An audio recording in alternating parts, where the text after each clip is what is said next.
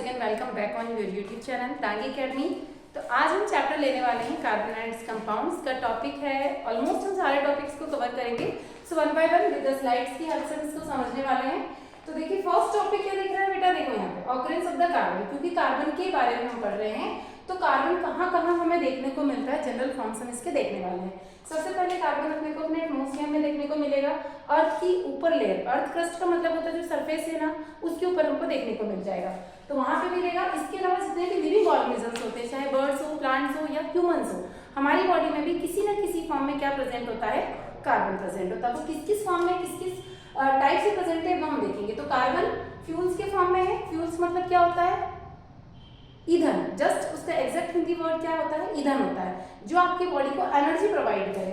तो फ्यूल्स के फॉर्म में हम यहाँ पे क्या क्या ले रहे हैं, जो पेट्रोलियम इज अ फ्यूल है, जो गाड़ी को चलाने में यूज करे, एनर्जी आफ्टर द बर्निंग क्या प्रोवाइड करे, हमें एनर्जी प्रोवाइड करे और हीट का फॉर्मेशन करे, उसे कहते हैं फ्यूल।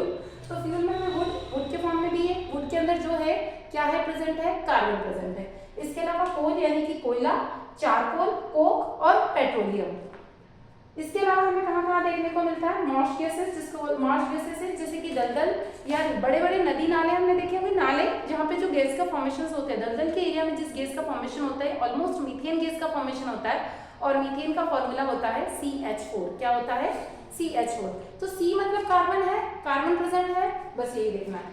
इसके अलावा कार्बन हमें कहाँ कहाँ देखने को मिलता है, कार्बोनेट्स के फॉर्म में। कार्बोनेट्स मतलब जो चट्टानें होती हैं, या फिर हमें देखने को मिलता है इसके फॉर्म में देखने को मिलता है। इसके अलावा जो कार्बन है, ये तो कॉम्बिनेशंस के फॉर्म में था, यहाँ आपको देखने को मिलेगा कंपाउंड्स के फॉर्म में देखने को मिल रहा है। कंपाउंड्स का मतलब होता है सिंगल स्टेट में देखने को नहीं मिल रहा है, ये हमें देखने को मिल रहा है कॉम्बिनेशन। कुछ जगह कार्बन हमें फ्री स्टेट में मिलेगा, बहुत रेयर है, फ्री मतलब अकेला कार्बन, और कंपाउंड्स के फॉर्मेशन में मिलेगा मतलब कार्बोनेट के फॉर्म में है। कार्बोनेट मतलब ऑक्सीजन से कंबाइन हो सकता है, किसी और अदर एलिमेंट के साथ जब कंबाइन होगा तो ये क्या बना रहा है, कार्बोनेट्स बना रहा है। जैसे कि हाइड्रोजन के साथ कंबाइन हुआ तो हम क्या बोलेंगे, हाइड्रोजन कार्बोनेट्स। इसके अलावा कार्बन हमें फ्री स्टेट में जहां जहां देखने को मिलेगा वो क्या है, डायमंड, ग्रेफाइट और फ्लोरीन। ये तीन फॉर्म है जिनको हम एलोट्रोप ऑफ द कार्बन भी बोलते हैं। एलोट्रोप का मतलब है तो कार्बन ही, लेकिन जो कार्बन है उसका केमिकल सीक्वेंस अलग है। अलग अलग टाइप से जो कार्बन है वो अटैच्ड हो गए, कहीं पे कार्बन ज्यादा नंबर्स में अटैच हो रहे हैं और अलग चीज का फॉर्मेशन कर रहे हैं, बट है क्या, ये कार्बन ही है। तो ये स्ट्रक्चर है, जैसे ये लकड़ी है, तो इसका अगर हम पूरी केमिकल स्ट्रक्चर अगर इसका हम निकाले तो वो कहीं ना कहीं कार्बन इसमें देखने को मिल जाएगा। तो इसका फॉर्म ऑफ द कार्बन, कोयला आप लोगों ने देखा ही है, ये सारी चीजें देखी हुई है, ये भी देखा हुआ है, क्या है ये, डायमंड है। हम यहाँ पर एज अ फ्यूल के रूप में यूज करते हैं किसको, कार्बन को। पेट्रोलियम जो हम गिव्स आउट करते हैं वहां पर भी हम किसको यूज कर रहे हैं, कार्बन का। ये सब क्या है, कार्बन के फॉर्म है। इसके बाद होता है बॉन्डिंग। बॉन्डिंग यहाँ पे हो रही है कोवेलेंट बॉन्ड, जब कार्बन कार्बन से अटैच्ड हो रहा है, किसके साथ में, ये कार्बन है, ये कार्बन सेंटर में आएगा, यहाँ पे कार्बन कितने बॉन्ड बना रहा है, 4 बॉन्ड बना रहा है। जब भी किसी अदर एलिमेंट के साथ या आपस में ही कार्बन के साथ बॉन्ड बनाएगा, कार्बन जो होता है उसकी कितनी वैलेंसी होती है, 4 वैलेंसी। वैलेंसी हम सबको निकालना आती है अच्छे से, वैलेंसी आती है निकालना। तो कोई भी एलिमेंट मैक्सिमम कितने बॉन्ड बना सकता है, 4 बॉन्ड, इससे ज्यादा नहीं हो सकते। अब उसमें चाहे वो सिंगल बॉन्ड हो, डबल बॉन्ड हो या ट्रिपल बॉन्ड हो। तो कार्बन की वैलेंसी कितनी होती है, 4 होती है, और कार्बन के बॉन्ड कितने रहेंगे, ये 4। जब भी ये आपस में ही अटैच्ड हो, कार्बन से कार्बन या दूसरे एलिमेंट, तो कार्बन ही मात्र एक ऐसा एलिमेंट है पूरी की पूरी पीरियोडिक टेबल के अंदर जहां पर सबसे ज्यादा लॉन्गेस्ट चेन वो बना सकता है। इसके बाद सेकंड नंबर पे आता है सिलिकॉन। तो फर्स्ट नंबर किसका आता है, कार्बन का आता है।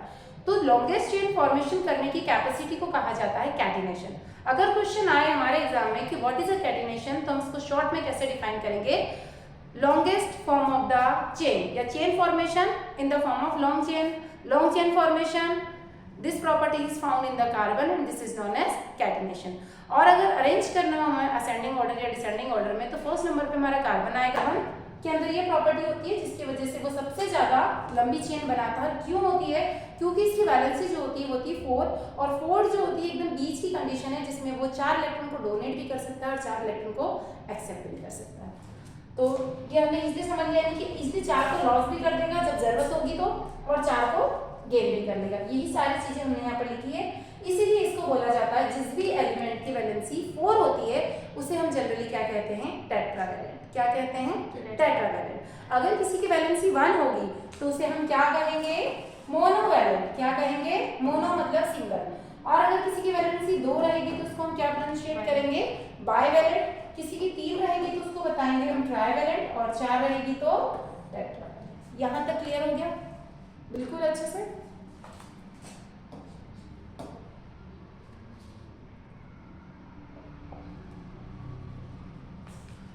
अब किस टाइप से, अभी हमने देख तो लिया कि कार्बन जो है ये 4 वैलेंसी बना रहा है, यानी कि this is the tetravalent compound, but कैसे? और बॉन्ड कौन सा बन रहा है इसमें? Covalent bond. कोवेलेंट बॉन्ड मतलब कि जहां पर कार्बन से ही या किसी और एलिमेंट के थ्रू जब अटैच्ड होगा, यानी कार्बन जब कार्बन के साथ अटैच्ड हो रहा है या हाइड्रोजन के साथ अटैच्ड हो रहा है या किसी और फंक्शनल ग्रुप के साथ अटैच्ड हो रहा है, तो इसके बीच में ये जो बॉन्ड बन रहा है, दिस इज ये सिंगल बॉन्ड है। यहाँ पर ये सिंगल हो सकता है, डबल हो सकता है, ट्रिपल हो सकता है, बट इसका जो नेचर है वो नेचर कैसा है?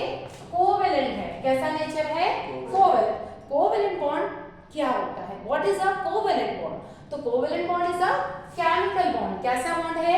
एक टाइप का केमिकल बॉन्ड है। और कैसे बनता है? हमेशा ध्यान रखना, शेयरिंग ऑफ द इलेक्ट्रॉन।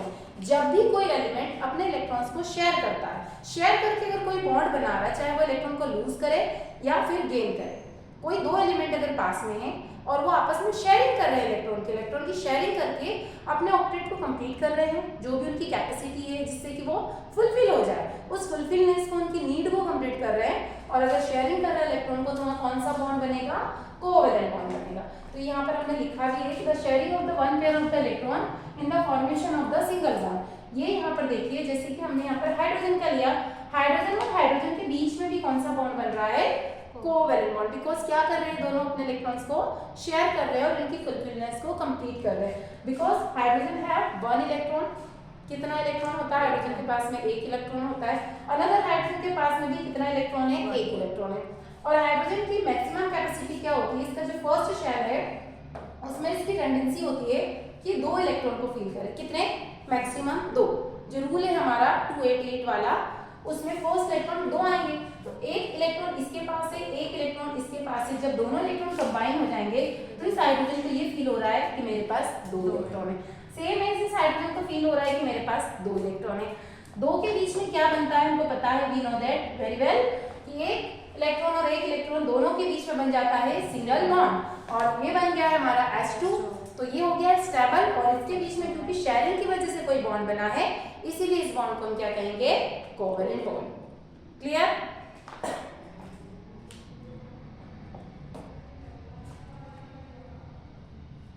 इसके बाद अभी हमने जैसे सिंगल बॉन्ड को देखा, अब हम देखने वाले हैं डबल और ट्रिपल बॉन्ड भी क्या कोवेलेंट बॉन्ड हो सकते हैं? Is it possible? If double and triple bond में बी कोवेलेंट। कोवेलेंसी का नेचर हमें समझ में आ चुका है। अब हम देखने वाले हैं कोवेलेंट बॉन्ड, जो कि हम देखेंगे O2 के अंदर। ऑक्सीजन का फॉर्मूला क्या होता है? O या O? ये आप मुझे कमेंट सेक्शन में कमेंट करके बताइएगा। तो यहाँ हम देख लेते हैं किस टाइप से हम O2 बना रहे हैं। O2 के अंदर डबल बॉन्ड बन रहा है और नाइट्रोजन यानी कि N2 के अंदर ट्रिपल बॉन्ड बन रहा है। How is it possible? तो वी नो दैट कि जो ऑक्सीजन या जो नाइट्रोजन है उसके अंदर कितना, उसका एटॉमिक नंबर फर्स्टली हम देखेंगे, इसके बाद अब हमें बनाना है O2। तो we know that the atomic number of oxygen is 8, और अगर इस रूल के अकॉर्डिंग हम इलेक्ट्रॉन्स की फिलिंग करते हैं तो क्या बचेंगे? 2 भरेंगे। इसके बाद 8 बनना चाहिए according to the rule, but हमारे पास कितने बचे? ओनली 6। तो 6। अब यहाँ पर रिमेनिंग जितने भी इलेक्ट्रॉन है, जो आउटर मोस्ट शेल में जितने भी इलेक्ट्रॉन्स होते हैं, उसी को हम रिप्रेजेंट करते हैं डॉट के फॉर्म में। इसी को हम कहते हैं इलेक्ट्रॉन डॉट स्ट्रक्चर, जो कि आपके बोर्ड में मैनी टाइम्स पूछा गया है। So you have to learn very well this answer कि what is the electron dot structure. एक ऑक्सीजन है हमारे पास, इसके ऊपर हमने 6 डॉट लगा दिए, 6 क्रॉस लगा दिए। सेम वैसे ही दूसरे ऑक्सीजन के ऊपर हमने क्या लगाए हैं? 6 क्रॉस। क्या लगाए हैं? 6 क्रॉस। बट रूल क्या कहता है कि यहाँ इलेक्ट्रॉन कितने होने चाहिए? 1। इसको क्या फीलिंग आनी चाहिए कि मेरा ऑक्टेट कंप्लीट है। ऑक्टेट कंप्लीट करने के लिए इसको कितने इलेक्ट्रॉन की जरूरत है? 2। इसको भी सेम 2। तो अब ये कैसे शिफ्ट होंगे? जो 4 इलेक्ट्रॉन है वो अदर साइड में शिफ्ट हो जाएंगे, सेम वैसे ही 4 इलेक्ट्रॉन दूसरी साइड में शिफ्ट हो जाएंगे। इसके 2 और इसके 2 मिलकर क्या बना लेंगे? ये डबल बॉन्ड बना लेंगे। बट शेयरिंग तो करी है ना इलेक्ट्रॉन्स की, शेयरिंग करी है, दैट मींस यहाँ पे प्रेजेंट होता है कोवेलेंट बॉन्ड। कौन सा बॉन्ड हो जाता है? Covalent bond. इसके बाद हम ट्रिपल बॉन्ड का फॉर्मेशन देखते हैं N2। तो नाइट्रोजन जो होता है इसका एटॉमिक नंबर होता है 7 और मास होता है इसका 14। अब इस रूल के अकॉर्डिंग अगर हम इसको फिल करते हैं तो फर्स्टली 2 इलेक्ट्रॉन, देन रिमेनिंग आएंगे 5 इलेक्ट्रॉन्स। तो 5 जो आउटर मोस्ट शेल में इलेक्ट्रॉन्स बचे हुए हमारे, इसको हम क्या कर देंगे? रिप्रेजेंट कर देंगे क्रॉस या डॉट के फॉर्म में। तो सेम वैसे ही यहाँ पर क्या होंगे, इसको फीलिंग आनी चाहिए कि मेरे पास 8 इलेक्ट्रॉन कंप्लीट हो जाए। तो 8 इलेक्ट्रॉन्स के लिए इसमें क्या हो जाएंगे, जो 2 इलेक्ट्रॉन है वो दूर जाके शिफ्ट हो जाएंगे, जो 3 इलेक्ट्रॉन्स है ये जस्ट ऐसे अपनी पोजीशन बना लेंगे ताकि यहाँ पर फॉर्मेशन हो सके ट्रिपल बॉन्ड का। ये ट्रिपल बॉन्ड का फॉर्मेशन हो गया बिकॉज ये जो बॉन्ड का फॉर्मेशन हुआ है ये शेयरिंग ऑफ द इलेक्ट्रॉन की वजह से हुआ है, इसलिए इसको कोवेलेंट बॉन्ड कहा जाएगा। तो हमने क्या क्या देखा, सिंगल बॉन्ड कैसे बनता है, कोवेलेंट बॉन्ड, डबल कैसे बनता है और ट्रिपल कैसे बनता है। स्क्रीन पर देख सकते हैं कितने अच्छे से हमने रिप्रेजेंट किया है सारे कोवेलेंट बॉन्ड को, जो कि अभी हमने हाइड्रोजन को समझा। बीच में जो है सेंटर में जो प्लस है वो न्यूक्लियस है, और जो ब्लू डॉट आपको दिखाई दे रही है वो है हमारे इलेक्ट्रॉन्स। यहाँ पर जो आउटर मोस्ट शेल में बचे हैं और यहाँ पे इन्होंने शेयरिंग करके बॉन्ड बनाया है। सेम वैसे F2 का फॉर्मेशन होता है, O2 का भी हमने एक्सप्लेन कर लिया है। अब जो थोड़ा सा हमने यहाँ पर लिया है ये बन रहा है हमारा FC, मतलब फ्लोरीन जो कार्बन के साथ किस टाइप से अटैच्ड हुआ है, इसको हम थोड़ा सा डिटेल में देख लेते हैं। इसके साथ ही CO यानी कि कार्बन मोनोऑक्साइड को भी हम डिटेल में देख लेते हैं कि किस टाइप से इस बॉन्ड का फॉर्मेशन हुआ है। तो कोवेलेंट बॉन्ड है ये भी, बिकॉज यहाँ पर शेयरिंग हुई है किसकी, इलेक्ट्रॉन की। F2 क्या है, वो क्या आपको क्लियर समझ में आ गया होगा।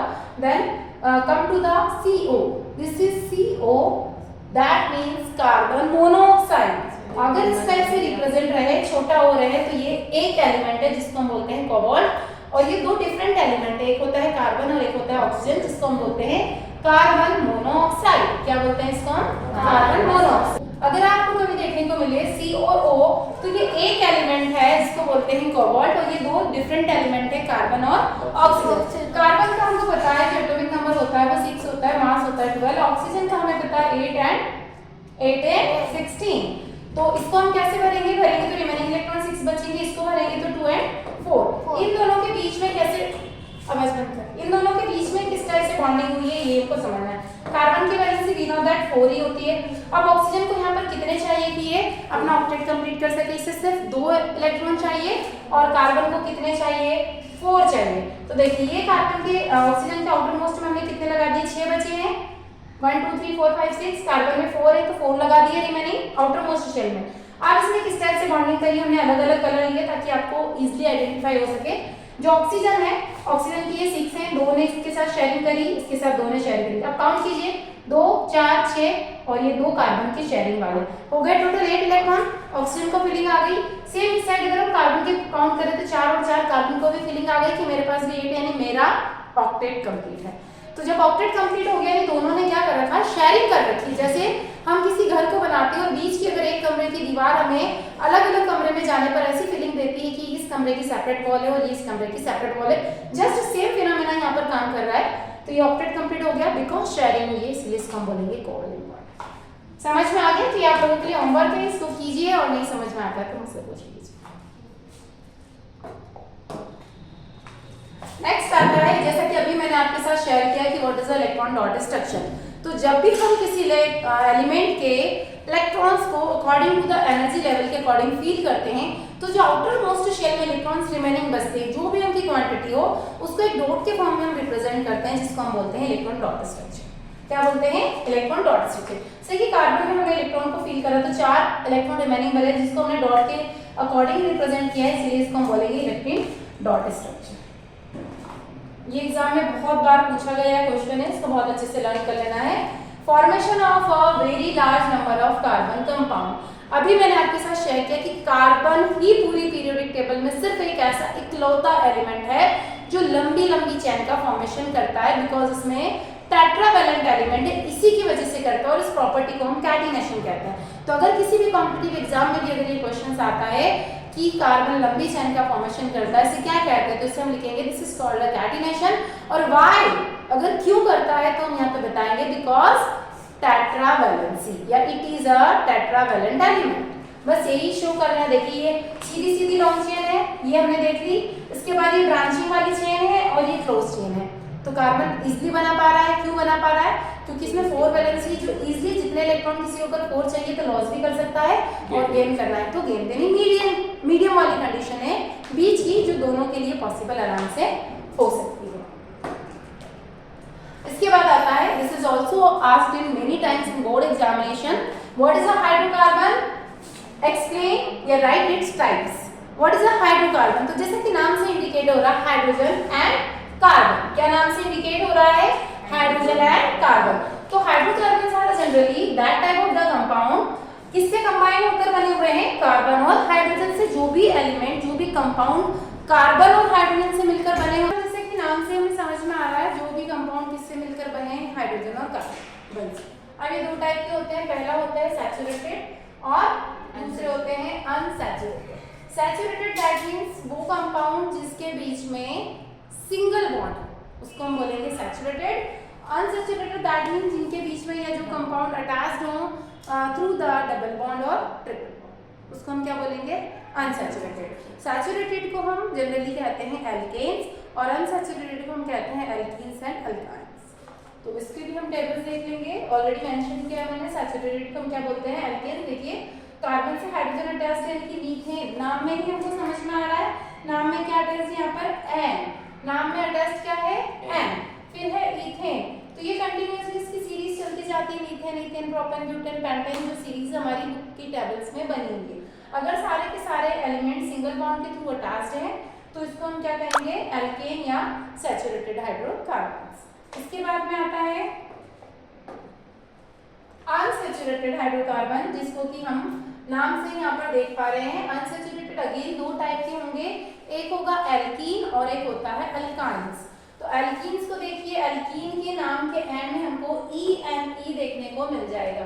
क्या देखने को मिल जाएगा? ई। ये बीच में चाहे एक जगह डबल बॉन्ड हो या दो जगह हो, इट्स नॉट मैटर, बट अगर एक जगह भी डबल बॉन्ड देखने को मिलता है पूरी चेन में तो वो किसके अंदर आ जाएगा? अनसैचुरेटेड के अंदर। और अनसैचुरेटेड अगेन हमने दो पार्ट्स में डिवाइड किया है। पहला है एल्कीन, तो नाम में देखिए एल्कीन लगा है, और अगर ट्रिपल बॉन्ड से अटैच्ड है तो लास्ट में हमें वाई देखने को मिल जाएगा।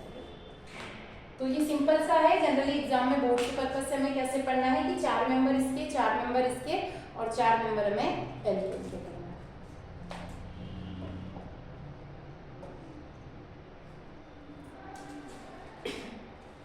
अब आता है आइसोमेरिज्म, जो कि इतना नहीं पूछा जाता है बट इसका पार्ट ऑफ द चैप्टर्स, इसलिए हम इसको डिस्कस कर लेते हैं। आइसोमेरिज्म का क्या मतलब? इधर आ जा, वहीं बैठ जा, अब मत आना इधर बीच में। आइसोमेरिज्म का मतलब होता है कार्बन का जो कोई भी एलिमेंट हमने लिया, सच दैट ग्लूकोज लिया, ग्लूकोज का फॉर्मूला क्या है? C6H12O6। तो नंबर ऑफ कार्बन कितने हैं? नंबर ऑफ हाइड्रोजन कितने हैं? 12 है। नंबर ऑफ ऑक्सीजन कितने हैं? 6 है। पर इसका अरेंजमेंट हम अलग अलग टाइप से कर रहे हैं। सेम वैसे जैसे एक चेयर पे 3 स्टूडेंट बैठे हैं और उनकी पोजीशन को, उनके अरेंजमेंट को बार बार चेंज कर रहे हैं, तो इसी को हम कहेंगे आइसोमेरिज्म। जैसे यहाँ पर देखो आप, ये है नॉर्मल ब्यूटेन, कितने कार्बन है? 1 2 3 4, मतलब 4 कार्बन। इसी को हमने देखो अरेंजमेंट चेंज कर दिया है। स्ट्रेट चेन में 4 कार्बन है इसीलिए इसको, और सिंगल बॉन्ड से अटैच्ड ब्यूटेन कहेंगे।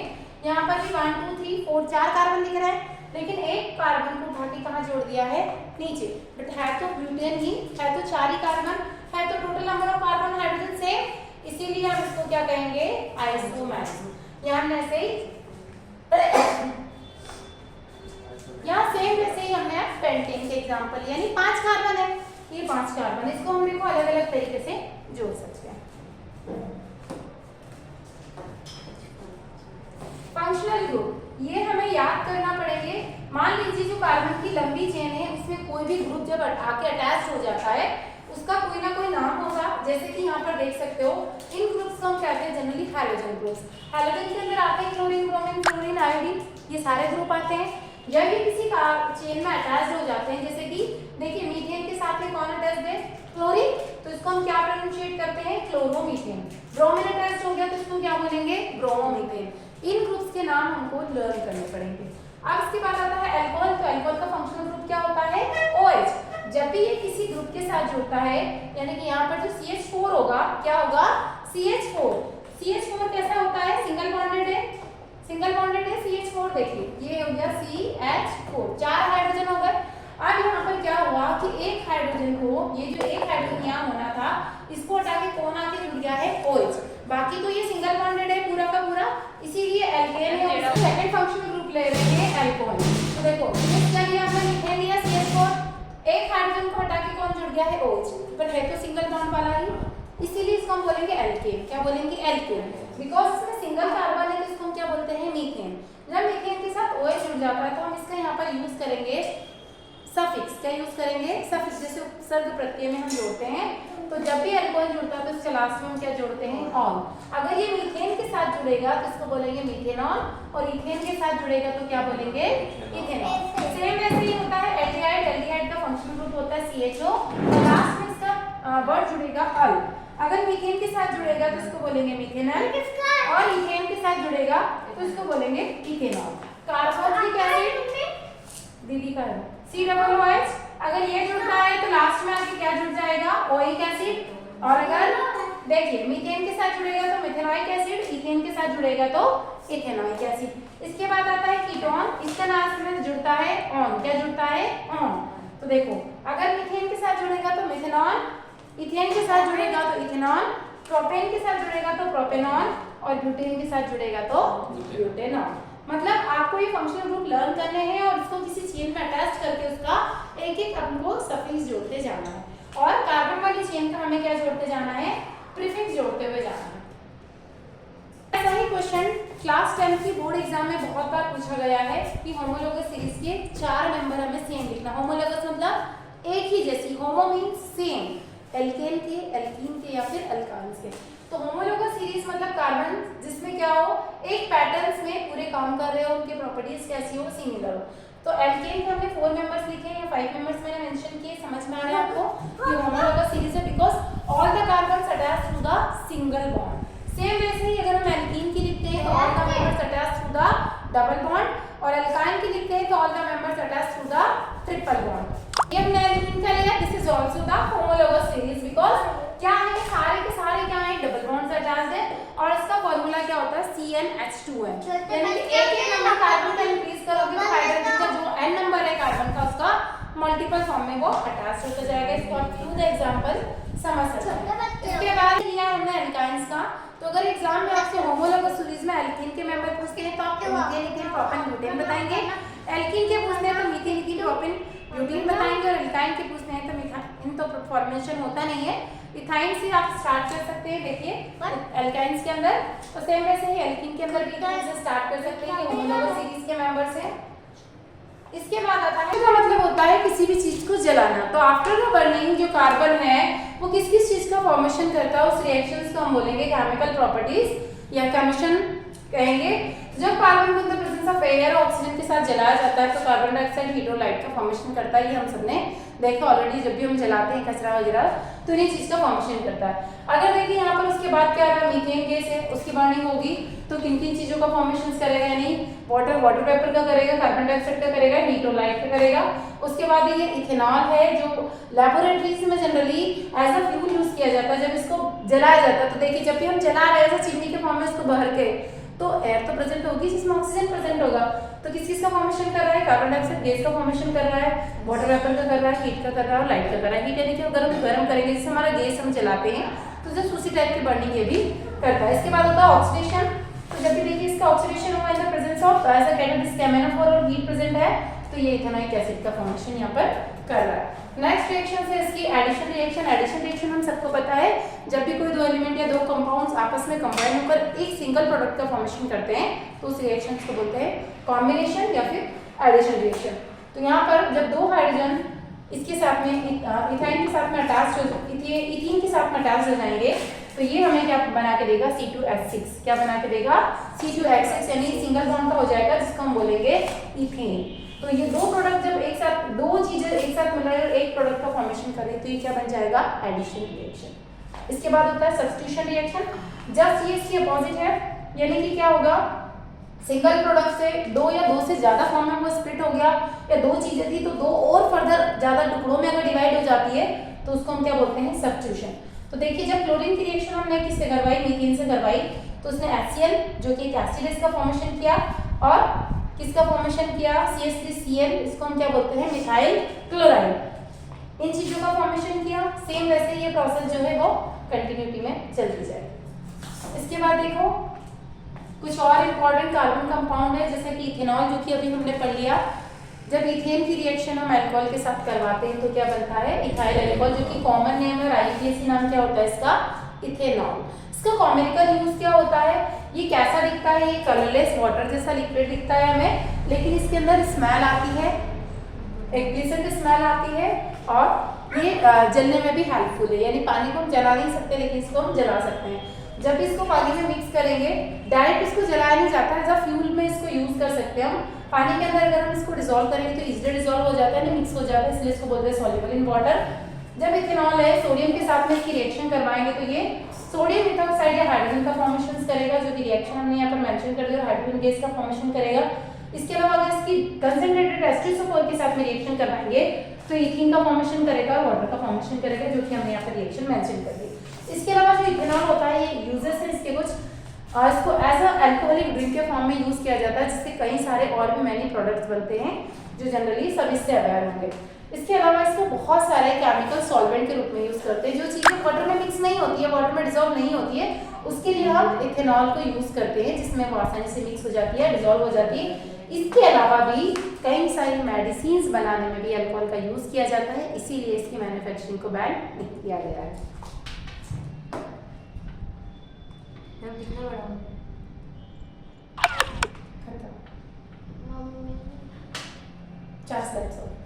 इसके बाद देखिए जब इथेन रिएक्ट कर रहा है यहाँ पर इथेनॉइक एसिड, जिसका फॉर्मूला ये है CH3COOH, जैसा कि अभी हमने देखा कार्बोक्सिलिक एसिड, जब इसके साथ अटैच हो जाएगा तो इसको बोलते हैं एसिटिक एसिड, जिसका कॉमन नेम होता है विनेगर, जो कि ऑब्जेक्टिव्स के फॉर्म में भी कई बार बहुत सारी एग्जाम्स में as well as board exam में पूछा गया है। कॉमेडिकल नाम, कॉमन नाम या इसका नाम।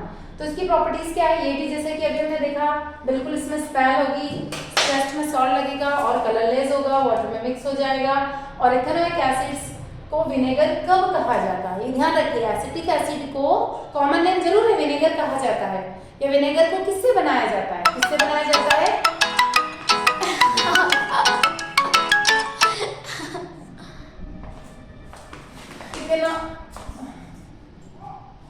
वो विनेगर पे था कि उसको कैसे बनाते हैं, how to obtain vinegar from acetic acid. तो विनेगर में हम क्या ऐड कर रहे हैं यहाँ पर, लगाएगा ये बोलिए सारी लगाने दे, मेरे को जो बोलना होगा मैं बोल दूंगी, आप अपना काम कर लो, बीच में मत बोलो।